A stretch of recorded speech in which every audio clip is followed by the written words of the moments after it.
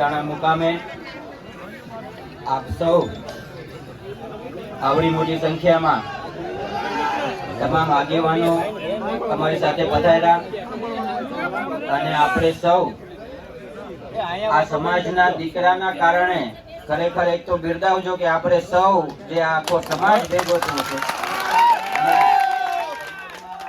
જે આવી જાગૃતતા લાવ્યા છીએ એ બદલ આખા સમાજના તમામ આગેવાનોનો, યુવાનોનો, મારા વડીલોનો ખરેખર હું આભાર માનું છું. આજ 18 વર્ષને એક ઉત્તમ ઉદાહરણ આપી શકે ને એવો ઇતિહાસ આ કોળી સમાજે બનાવ્યો છે. એટલે સમાજના દીકરા તરીકે ખૂબ હું આનંદ અનુભવું છું. સાથે જ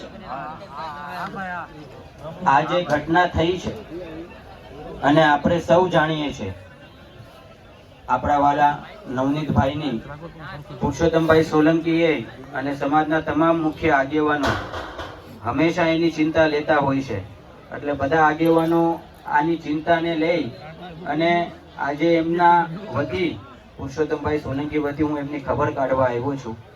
મને એક એવી ઈચ્છા હતી કે હું દવાખાને નહીં પણ હું બગદાણા ગામ મુકામે આવી, જેથી આજુબાજુના તમામ આખા પંથકમાં મારા સમાજને ક્યારે પણ આવી રીતે કોઈ અસામાજિક તત્વ મારા સમાજના છોકરા ઉપર ક્યારે કોઈ હાથ ન ઉપાડ્યો